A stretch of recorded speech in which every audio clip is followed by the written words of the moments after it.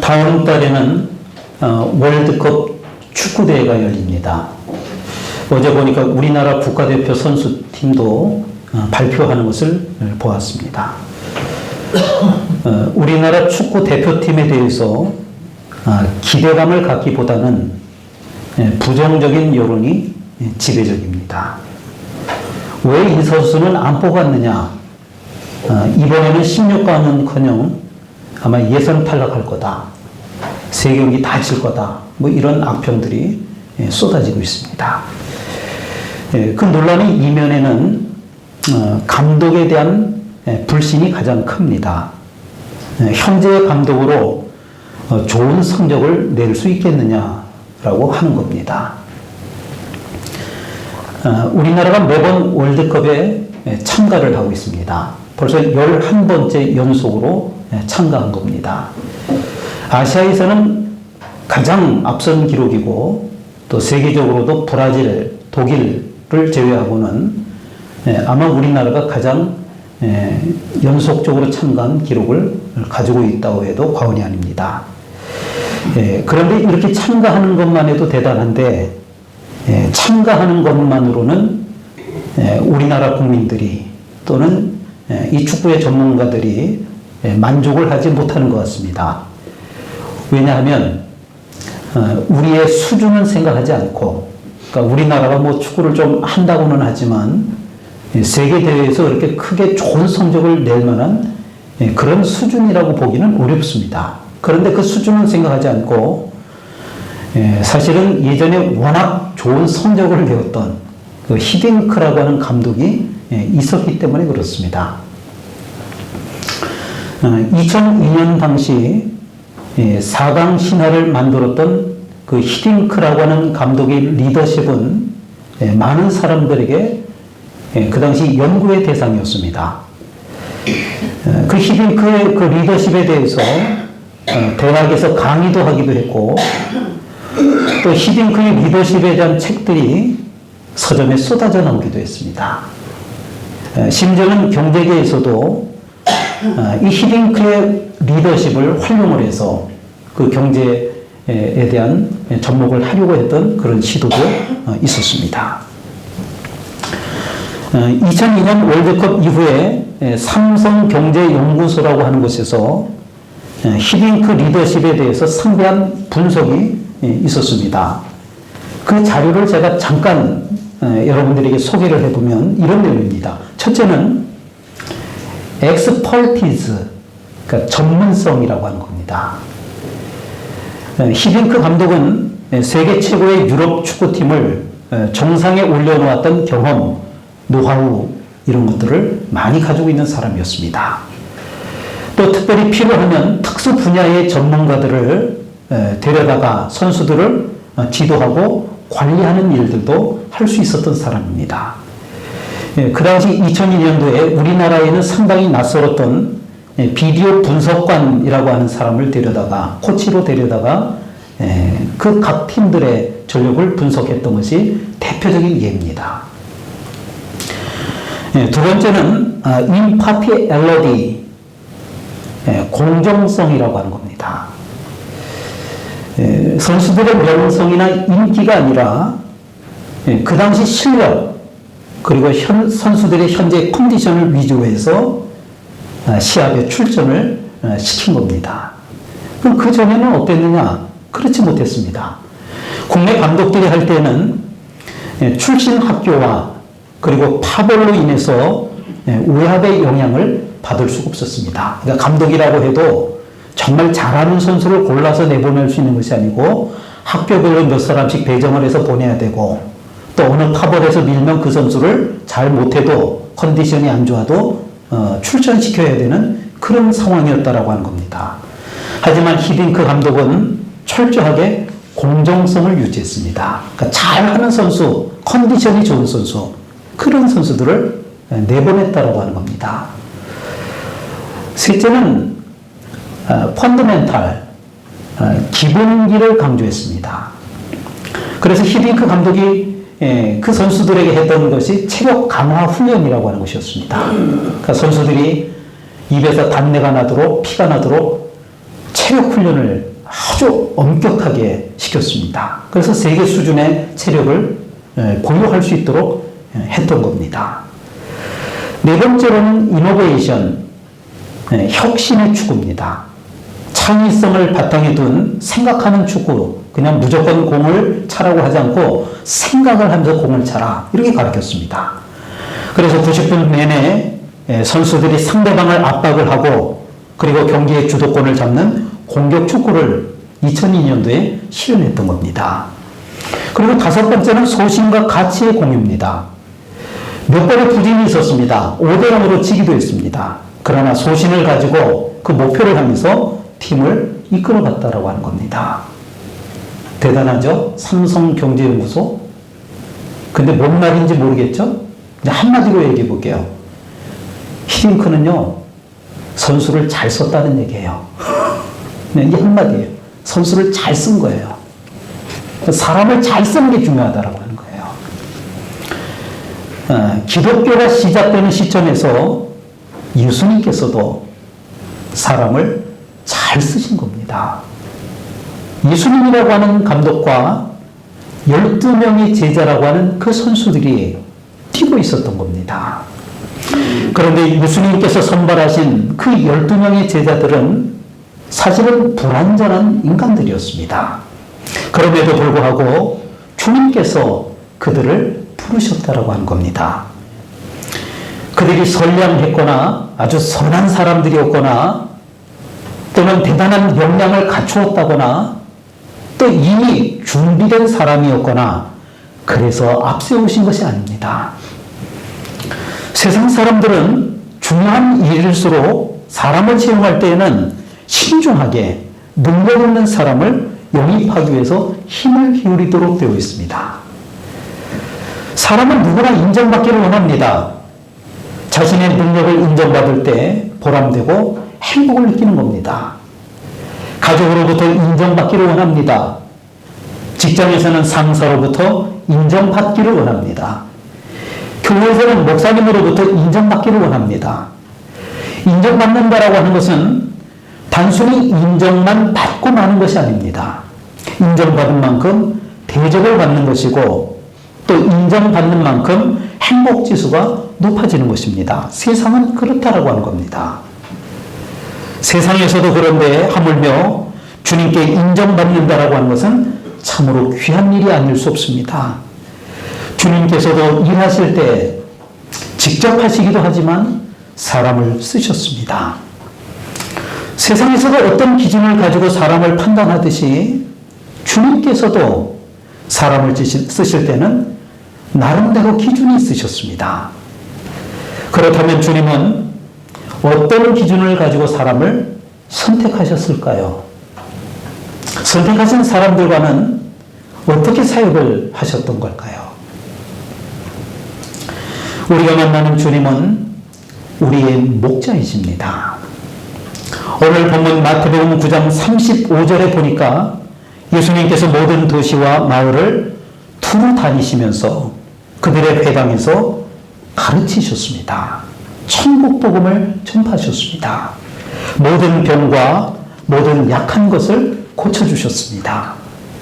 그런데 주님은 앉아서 찾아오는 사람들만 맞이하는 것이 아닙니다.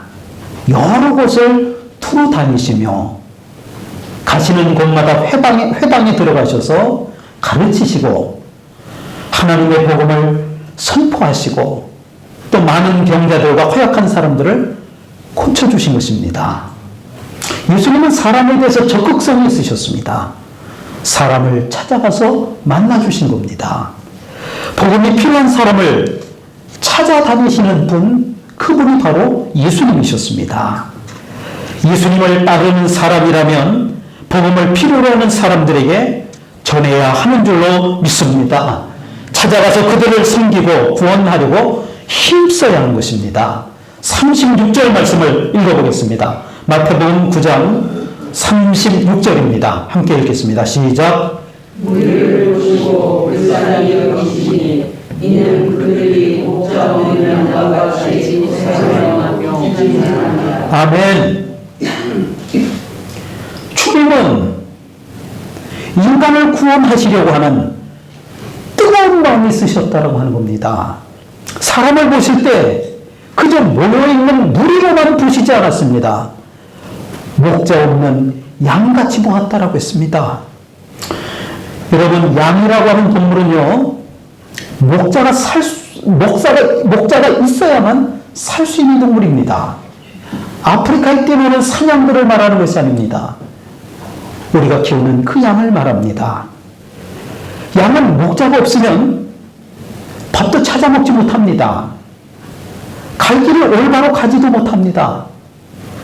위험한 일에 처했을 때 자기 방어 능력이 전혀 없기 때문에 쉽게 맹수의 밥이 퇴근합니다. 자빠지면 스스로 잘 일어나기도 어렵습니다. 그러면서도 뿔이 나면 서로 들이받고 싸우기는 또 엄청 잘합니다. 자빠지면 일어나지도 못하는 것들이. 당시 주님은 사람들을 보시면서 그런 안타까운 심정이었습니다. 여러분, 전도는 사람에 대한 안타까운 마음이 있어야 합니다. 눈먼 사람이 앞이 보이지 않아서 절벽을 향해서 걸어갑니다. 저렇게 가다가는 낭떠러지에 떨어져 죽을 텐데 알기만 해서는 안 됩니다. 그 사람이 안타깝다라고 생각되면 쫓아가서 방향을 바꿔주어야 합니다. 세상 사람들이 허탄한 것들을 쫓아가며 길 잃은 양처럼, 목자 없는 양처럼 갈 바를 알지 못하고 방황합니다. 영원한 죽음을 향하여 그들이 그 길을 가고 있습니다. 저렇게 살면 안 될 텐데 생각만 해서는 안 됩니다. 안타까운 마음으로 그들에게 다가가야 하는 겁니다. 그것이 바로 전도입니다. 제가 젊은 시절에 노점상 할머니에게 급히 어떤 물건을 제가 사야 했습니다. 뭔지는 기억이 잘 안 나지만 뭔가 하여간 급해서 시장 통해서 물건을 사게 되었습니다. 원래 재래시장이라고 하면 애누리 물건값을 좀 깎아야 제맛 아닙니까? 그래서 제가 그 할머니에게 애누리를 좀 시도해 봤습니다. 좀 깎아달라고. 그런데 그 할머니 엄청납니다. 10원 한 장도 안 깎아줍니다. 아마도 제가 그 물건을 꼭 사야 한다라고 하는 걸 눈짓으로 알았던 것 같습니다. 할 수 없이 그 할머니가 부르는 그 값을 다 지불하고 제가 그 물건을 받았습니다. 그런데 그 할머니가 제 손에 물건을 꼭 쥐어주시면서 살짝 살인 미소를 지으시면서 저에게 하시는 말씀이 의외였습니다. 꼭 쥐어주시면서 이렇게 얘기하는 거예요. 귓속말로. 젊은이, 예수 꼭 믿어. 예수 믿어야 천국 갈 수 있어. 제 귀에다 그 얘기를 하는 겁니다. 물건을 주면서 제가 다 받고. 저는 순간 그 10원도 안 깎아주니까 할머니가 얄미워서 예수 절대 믿을 거예요 라고 말할 뻔했다는 거예요. 제가 하도 속상해가지고. 그러면서 제가 순간적으로 이런 생각이 들었어요. 저렇게 전도해서는 아무도 예수를 안 믿을 텐데. 그런 생각이 문득 들었어요. 목사님 입장에서도 그랬다는 거예요. 그런데 나중에 제가 다시 생각을 해봤습니다. 꼭 그런 것만은 아니었던 것 같습니다. 경제활동은 경제활동이고 전도는 전도지, 이런 생각도 들었던 겁니다. 사실 그 예수 믿는 그 할머니가 저에게 사기친 건 아니잖아요. 소매를 입힌 건 아니잖아요. 제 것을 강탈해간 건 아니잖아요. 나름대로 수요 공급의 법칙에 따라서 형성된 가격으로 서로 흥정 가운데 물건을 사고 팔았을 뿐입니다. 제가 안 사면 그만이었어요. 그 물건을 사고 판 거죠. 그 할머니는 저와 치열한 경제 전쟁을 끝낸 뒤에, 물론 승리는 그 할머니가 한 거죠. 그리고 나서 저에게 복음을 전한 겁니다. 경제는 경제, 그러나 복음을 전해야 되겠다라고 하는 그 귀한 마음이 그 할머니에게 있었던 것입니다. 여러분, 복음을 전하는 사람은 주님의 심장을 가지고 있어야 합니다. 길 잃은 양을 안타깝게 여기는 마음, 목자 없는 양을 불쌍히 여기는 마음, 그래서 저 사람을 주님께로 반드시 인도해야 되겠다라고 하는 전도의 열정이 있어야 하는 겁니다. 바울은 그러한 간절한 마음으로 복음을 선언한 겁니다. 빌립보서 1장 8절의 말씀입니다. 내가 예수 그리스도의 심장으로 너희 무리를 얼마나 사모하는지 하나님이 내 증인이시니라. 그리스도의 심장으로 성도들을 사모했다라고 하는 말입니다. 그 빈말로 하는 것이 아닙니다. 하나님이 나의 증인이 되어주셨다라고 하는 겁니다. 현대인들은 예전에 비해서 넉넉하게 살고 있습니다. 부족함이 없이 살고 있습니다. 우리가 오래전 옛날에 비교하면은 정말 풍요로운 세상 속에서 살고 있는 것을 느낄 수가 있습니다. 하지만 영적인 눈으로 다시 보면 참으로 가난하고 가련한 처지에 놓여 있는 겁니다. 마지막 세대 교회를 상징하는 라오디게아 교회와 같은 상태에 빠져 있는 것입니다. 요한계시록 3장 17절의 말씀입니다. 내가 말하기를 나는 부자라 부유하여 부족한 것이 없다 하나 내 곤고한 것과 가련한 것과 가난한 것과 눈먼 것과 벌거벗은 것을 알지 못하는도다. 현대를 살아가는 많은 사람들이 자신이 처한 형편과 처지를 알지 못하고 있다라고 하는 것이 더 큰 문제라고 하는 겁니다. 이 시대는 풍요로운 시대가 맞습니다. 그래서 교회가 왜 필요한지 이해가 되지 않습니다. 왜 우리가 성령을 굳이 받아야 하는지, 천국과 지옥의 의미가 도대체 무엇인지 전혀 관심을 갖지 않으려고 하는 그런 시대를 우리가 살아가고 있는 겁니다. 우리가 먼저 예수님의 심정을 가져야 합니다. 길 잃은 양처럼, 목자 없는 양처럼 고생하는 이들의 상처를 싸매줘야 합니다. 여러분들의 주변을 한번 돌아보시기를 바랍니다. 그들을 향하여 안타까운 심정이 되시길 바랍니다. 여러분들의 가족을 돌아보시길 바랍니다. 그 가족들을 향하여 안타까운 심정이 되시기를 바랍니다. 예수님은 추수한 일꾼을 부르고 계십니다. 오늘 본문 37절과 38절의 말씀입니다. 우리 함께 읽겠습니다. 마태복음 9장 37절과 38절입니다. 시작. 이에 제자들에게 이르시되 추수할 것은 많은데 일꾼이 없으니 그러므로 추수하는 주인에게 청하여 추수할 일꾼들을 보내주소서. 아멘. 주님은 목자 없는 양같이 고생하며 방황하는 이들을 불쌍히 여기셨다고 했습니다. 그러면서 지금은 영적으로 추수할 때라고 말씀하십니다. 서둘러서 복음을 전파하고 병자를 돌아보아야 한다고 한 겁니다. 1970년대 후반 미국의 대통령은 지미 카터라고 하는 분이었습니다. 이 사람은 외국을 순방할 때 외교보다는 전도의 열을 올렸던 것으로 유명합니다. 그래서 재선에 실패했는지도 모르겠습니다. 1979년 이 카터 대통령이, 미국의 카터 대통령이 우리나라를 국빈 방문했습니다. 카터 대통령이 그 당시 우리나라 박정희 대통령에게 꺼낸 첫 마디가 뭔 줄 아십니까? 무역을 개방하라는 요구가 아니었습니다. 국방비를 증액하라고 하는 요구도 아니었습니다. 예수 믿으라고 하는 말이었습니다. 카터 대통령이 박정희 대통령에게 예수 믿으시오.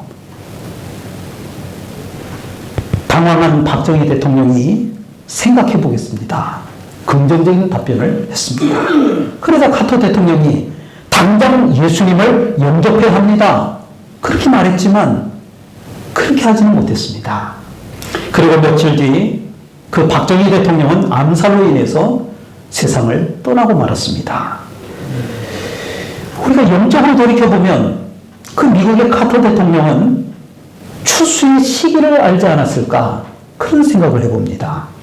그러나 박정희 대통령은 임박한 시기를 놓치고 만 겁니다. 여러분, 추수하는 시기는 아주 중요한 시간입니다. 추수하는 시간은 놓치면 안 됩니다. 예수님은 외경상으로 나타나는 현상만 보신 것이 아닙니다. 깊은 곳에 있는 그 인간의 내면을 보시는 분이십니다. 인간의 영적 상태를 눈여겨보시고 사람의 심령이 병들어 고통당하는 때는 거두어드릴 때가 되었다라고 하는 신호라고 하는 것입니다. 사실 그 당시 박정희 대통령이라고 하는 사람은 영부인을 잃었습니다. 4년 전에. 실적으로 병들어 있었습니다. 그래서 더욱 술독에 빠져 있었고 방황하는 시기였다라고 우리가 알 수 있습니다. 카토 대통령은 그 시기를 놓치지 않은 겁니다.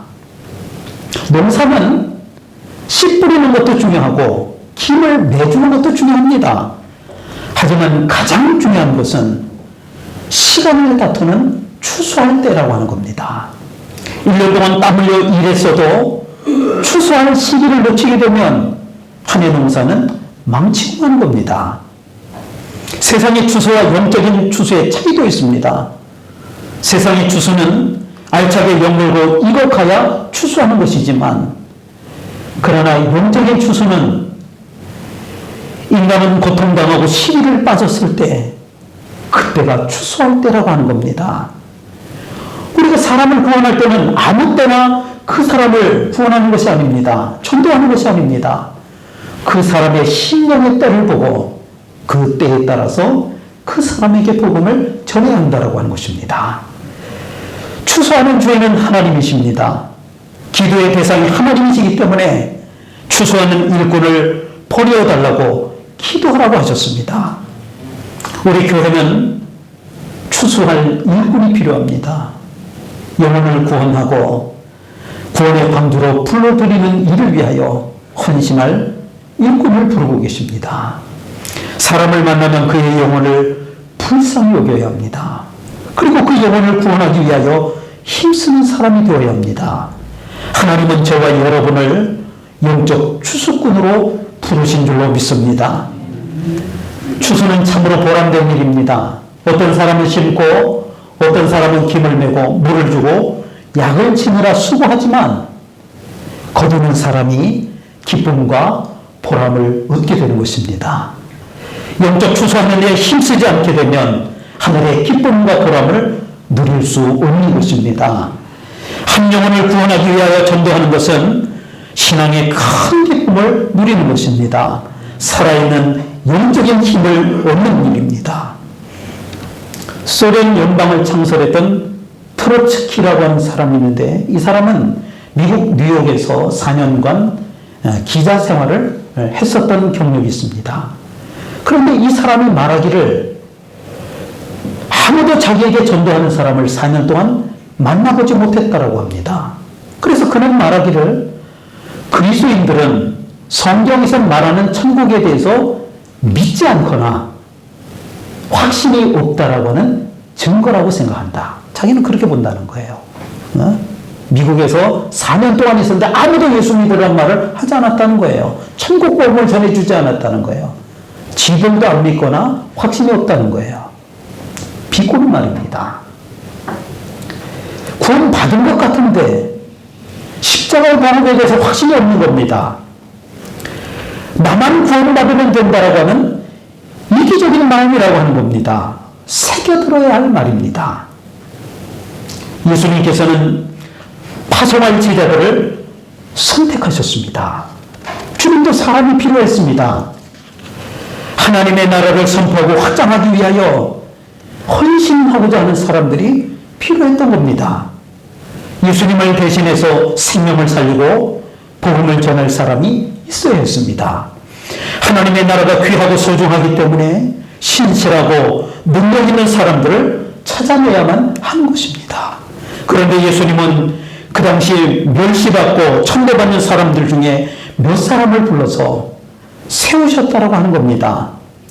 오늘 본문 마태복음 10장 1절부터 8절 말씀은 12제자를 선택하는 그런 내용을 담고 있습니다. 그런데 여러분, 선택한 사람들을 살펴보면 하나같이 의외의 인물들입니다. 유명하거나 진취적인 생각을 가진 사람들이 아닙니다. 뛰어난 사람들이 아닙니다. 잘 나가는 사람들이 아닙니다. 그 당시에 멸시를 받고 천대를 받고 무시를 당하던 사람들이었습니다. 그 사람들을 부르시고 세우셨다라고 하는 겁니다. 세상적으로 보면 자격 미달자입니다. 아니, 나 같은 사람을요?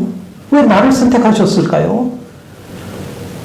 저는 소외받은 사람인데요. 저는 멸시 천대를 받는 사람인데요. 사람들로부터 손가락질 받는 사람인데요. 왜 저를요? 자격 미달자이거든요. 학력이 낮습니다. 경험도 부족합니다. 공동체 개념도 없습니다. 협조정신도 부족합니다. 그렇다고 사람들이 착한 것도 아닙니다. 못됐습니다. 특별히 제자라고 하면 관리하는 사람들인데 그 경영 관리자로도 적합하지 않은 인물들입니다. 시몬 베드로는 정서적으로 안정성이 결여되어 있었습니다. 욱하는 성질이 있습니다. 성격이 너무나 과격합니다. 안드레는 무능력한 사람입니다. 아무것도 할 수 없는 사람입니다. 남을 지도한다라고 하는 것은 언강생심입니다. 세베대 아들 야고보와 요한 형제는 자기들은 높은 자리를 차지하겠다라고 하는 개인적인 이익을 추구할 만한 사람들일 뿐입니다. 세리마테는 자기의 이익을 위해서라면 무슨 짓이라도 할 수 있는 그런 과거를 가진 사람이었습니다. 알페오의 아들 야고보와 다데오는 독립운동을 위해서 예수님을 이용하려고 제자로 투었던 사람들입니다. 아마도 그 중에 그래도 12명 중에 단 한 사람 자격 조건이 있는 사람을 따지자고 하면 아마 가룟유다라고 하는 한 사람뿐이었습니다. 능력과 가능성이 있었습니다. 사회적 지식도 풍부했습니다. 똑똑한 경영자로서의 감각과 판단력도 있습니다. 사교성이 있어서 상륙 권력층과 접속할 수 있는 유일한 인물이기도 합니다. 그러나 주님의 일을 온전히 감당한 사람들은 그 부적격에 해당하는 11명의 제자였다라고 하는 겁니다. 그렇게 유능하게 보였던 가룟유다는 실격하고 말았습니다. 세상적인 좋은 조건 때문에 하나님의 종이 되는 것이 아닙니다. 일꾼이 되는 것이 아닙니다. 하나님의 은혜를 사모하는 영적인 감각이 있어야 하는 줄로 깨달으시길 바랍니다. 지금 우리가 하는 일은 나의 일이 아닙니다. 하나님의 일입니다. 예수님은 12제자를 세우시고 더러운 귀신을 쫓아내며 모든 병과 약한 것을 고치는 권능을 그들에게 주셨습니다. 12제자를 세우시고 마을로 보내셨습니다. 전도할 장소로 보내신 겁니다. 그러면서 5절과 6절에서 말씀합니다. 읽겠습니다. 5절과 6절입니다. 시작. 예수께서 이 12를 내보내시며 명하여 이르시되 이방 길의 길로도 가지 말고 사마리아 길의 골로에도 들어가지 말고 오히려 이스라엘 집에 이르러기는 하게 되도록 하라. 아멘. 사마리아를 복음을 하겠다라고 도전하지 말고 호기롭게 이방인을 전도하겠다라고 거창하게 말하지 말고 우선 주변에 있는 이스라엘의 잃어버린 양을 찾으라. 잃어버린 양을 찾으라. 그렇게 말씀합니다. 우리 주변에 우리 가족 가운데 잃어버린 양은 없는지 찾아보라고 하는 말씀입니다. 거창하게 세계 복음화를 하겠다라고 덤벼들지 말고 내 주변에 아파하고 힘들어하고 외로워하는 사람들을 먼저 찾으라고 하는 것입니다. 막심자입니다. 그들이 추수할 때가 되었는지를 잘 살펴보고 그들에게 복음을 전하라고 하는 겁니다. 어느 교회 수요 예배 시간이었습니다. 처음 나온 트럭 운전사가 설교 시간 내내 뒤에 서 있는 겁니다. 목사님이 설교하는데 신경이 쓰여서 그 사람에게 할 말이 있으면 나와서 해보시라고 했습니다. 저는 지난 주일에 구원의 확신을 갖게 되었습니다. 이 도시에서 18년간 살았습니다. 그런데 그동안 저에게 예수님에 대해서 말해준 사람은 한 사람도 없었습니다. 18년 전에 누군가가 저에게 예수님에 대해서 말해주었다고 하면 과거 18년을 불행하게 낭비하지 않았을 겁니다. 그날 교인들은 큰 충격에 빠졌습니다. 이 도시 안에는 수많은 교회들이 있는데 우리끼리만 좋다고 믿으면서 이웃에게 18년이나 살던 그 사람에게는 복음을 전하지 못했구나. 교훈으로 회개하는 마음으로 복음 전도에 힘쓰자고 다짐합니다. 여러분, 복음 전도는 어떤 구제보다도 가치 있는 것입니다. 예수님이 우리를 뜨겁게 사랑해 주신 그 열정을 가지고 우리도 죽어가는 영혼들을 향해서 추수해야 될 때인 줄로 믿습니다. 주님의 안타까운 심정, 주님의 뜨거운 심정을 가지고 한 영혼을 건져내는 일에 최선을 다하시기를 주의 이름으로 축원드립니다. 기도하겠습니다. 하나님 아버지, 우리를 보시고 불쌍히 여기셨던 그 주님의 마음을 우리에게도 주옵소서. 지치고 방황하는 영혼들을 사랑으로 품게 하시고 복음의 기쁜 소식을 담대히 전하는 삶이 되게 하여 주옵소서. 추수할 일꾼으로 부르신 자리에서 충성하게 하시고 연약한 자를 위로하고 섬기는 손길이 되게 하옵소서. 우리가 받은 은혜를 값없이 나누게 하시고 삶 속에서 주님의 사랑과 향기를 나타내게 하여 주옵소서. 감사드리며 예수님의 이름으로 기도하옵나이다. 아멘.